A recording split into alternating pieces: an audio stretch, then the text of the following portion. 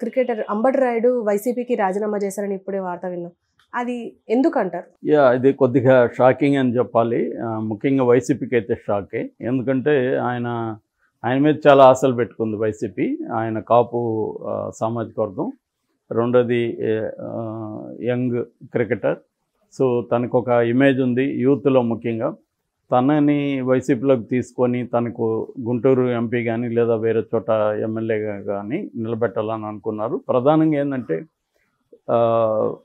జగన్కి ప్రధానంగా ఇప్పుడు పవన్ కళ్యాణ్ ఫ్యాక్టర్ని దెబ్బ కొట్టడం చాలా ఇంపార్టెంట్. ఎందుకంటే కాపు సామాజిక వర్గం చాలా డెసిసివ్గా ఉంటుంది. దాదాపు ఒక 20% జనాభాలో వాళ్ళది ఉంది మొత్తం.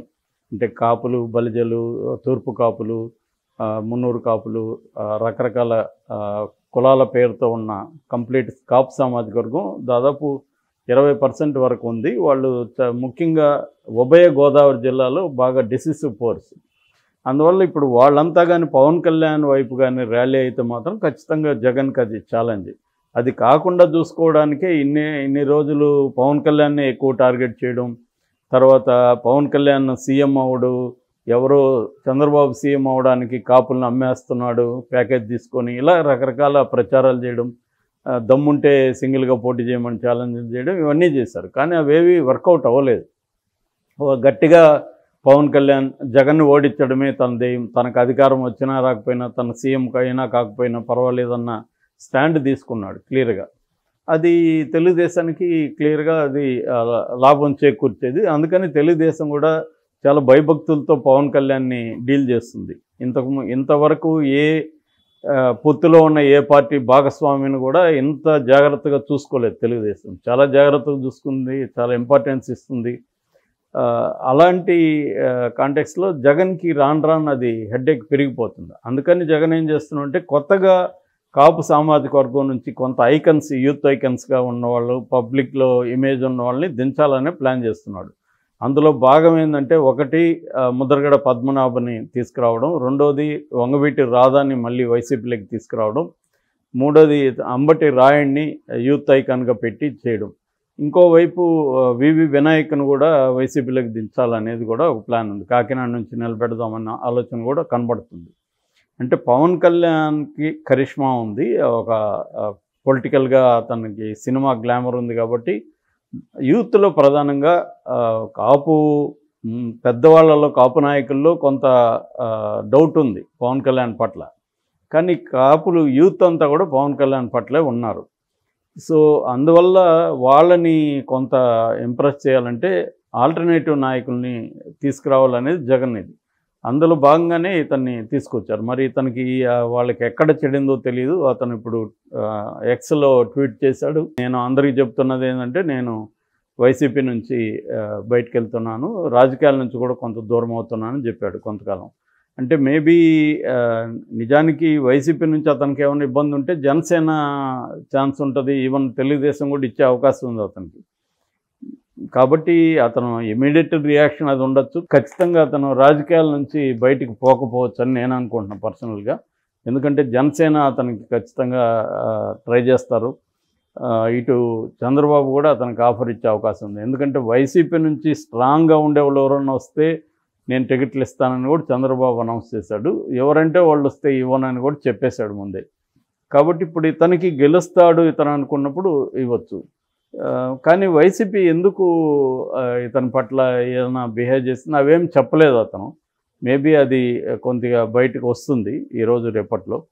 అసలు కారణం ఏంటి అనేది లీక్ అవ్వకుండా ఉండదు. అతనికి కూడా అసంతృప్తి ఉన్నప్పుడు ఎక్కడో ఒక చోట ఎక్స్ప్రెస్ చేస్తాడు కదా, డైరెక్ట్గా చేయకపోయినా. ఇలా ఒక్కొక్కరు బయటికి రావడాన్ని మనం ఎలా చూడొచ్చు సార్?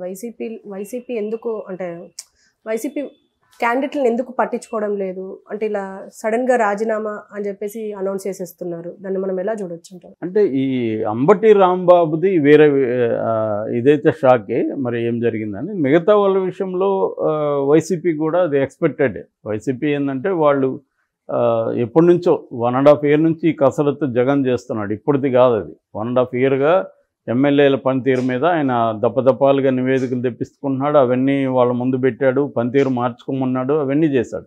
ఒకటి పనితీరు, రెండోది సామాజిక సోషల్ ఇంజనీరింగ్, మూడవది పొలిటికల్ ఇంజనీరింగ్. ఈ 3 క్రైటీరియా పెట్టుకొని జగన్ ముందుకెళ్తున్నాడు. ఈ సామాజిక వచ్చేసరికి ఏంటంటే బలమైన అప్పర్ కాస్ట్ పోటీదారులు ఉన్నప్పుడు అక్కడ బీసీలు నిలబెడుతున్నాడు. ముఖ్యంగా కాఫు ఫ్యాక్టరీని ఎదుర్కోవాలంటే బీసీ ఫ్యాక్టరీని ముందుకు తీస్తున్నాడు. ఇది 2019లో కూడా చేశాడు జగన్, కొత్తదేం కాదు.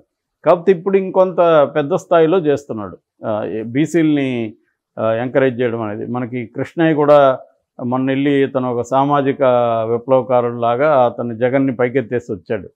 అంటే అది జగన్ స్ట్రాటజీ గెలుపు కోసం చేసినా ఖచ్చితంగా అది బీసీలకు సంబంధించిన సామాజిక విప్లవమే. ఎందుకంటే బీసీలకి రాజ్యాధికారం అంటే అర్థమేమి, మంత్రులు గాను ఎమ్మెల్యేలు గాను బీసీలు ఎక్కువ మంది రావాలి, వాళ్ళ పర్సంటేజ్ 40 దాకా ఉంది.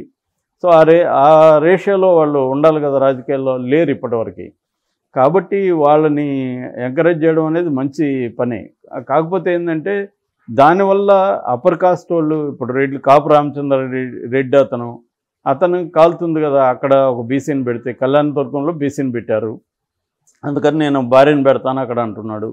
కాబట్టి ఇటువంటి ప్రయోగం వల్ల ఏం జరుగుతుందో మనం తెలియదు. కానీ రిజల్ట్ జగన్ అయితే మాత్రం రాడికల్గా వెళ్తున్నాడు, డ్రాస్టిక్గా వెళ్తున్నాడని చెప్పచ్చు. వెళ్ళడానికి అతనుకున్న నేపథ్యం ఏంటంటే కాఫు ఫ్యాక్టరీని దెబ్బ కొట్టాలంటే బీసీ ఫ్యాక్టరీని తీసుకురావాలా. ఎందుకంటే బీసీలు ట్రెడిషనల్గా తెలుగుదేశం వైపు ఉంటారు మామూలుగా. ఎన్టీ రామారావు నుంచి కూడా మనం చూస్తున్నాం. ఎన్టీ రామారావు ఈ పని చేశాడు అప్పట్లో, పెద్ద ఎత్తున బీసీలకి ఆయన టికెట్లు ఇచ్చారు. ఆ తర్వాత ఎవరు ఆ స్థాయిలో చేయలేదు, ఇప్పుడు జగన్ చేస్తున్నాడు. ఇందువల్ల కాఫు ఫ్యాక్టరీని డీల్ చేసే క్రమంలో జగన్ తీసుకొస్తున్న ఈ రిఫార్మ్స్ ఏదైతే ఉందో దీనివల్ల మనం ఇంకా చాలా చూస్తాం రిజైన్స్. రోజు కూడా ఏదో ఒకటి చెప్పుకోవాల్సి వస్తుంది మనం, ఇతను రిజైన్ చేస్తాడు ఇతను. కాకపోతే ఈ అంబటి రాయుడిని మాత్రం వాళ్ళు డీల్ చేయడంలో ఏదైనా ప్రాబ్లం వచ్చిందా ఏందనేది తెలిస్తే కానీ మనం విశ్లేషించలేము. ఏదేమైనా అదైతే కొద్దిగా షాక్ అని చెప్పాలి వైసీపీకి. ఆ రకంగా తెలుగుదేశంకి జనసేనకి ఇది కొంచెం ఊరట. ఎందుకంటే అంబటి రాయుడికి యూత్లో ఫాలోయింగ్ ఉంటుంది, ఐకాన్ కాబట్టి. ఇవాళ క్రికెట్ అంటే మనకి ఎంత క్రేజ్ ఉంటుందో చూస్తాము. అంబటి రాయుడిని వేరే జిల్లాలకు కూడా క్యాంపెయిన్కి ఇది ఒక స్టార్ క్యాంపెయినర్ లాగా వాడుకుందాం అనేది కూడా ఐడియా ఉంది జగన్కి. అందుకని ఆడుదాం ఆంధ్రాకి కూడా అంబాసిడర్ చేశాడు.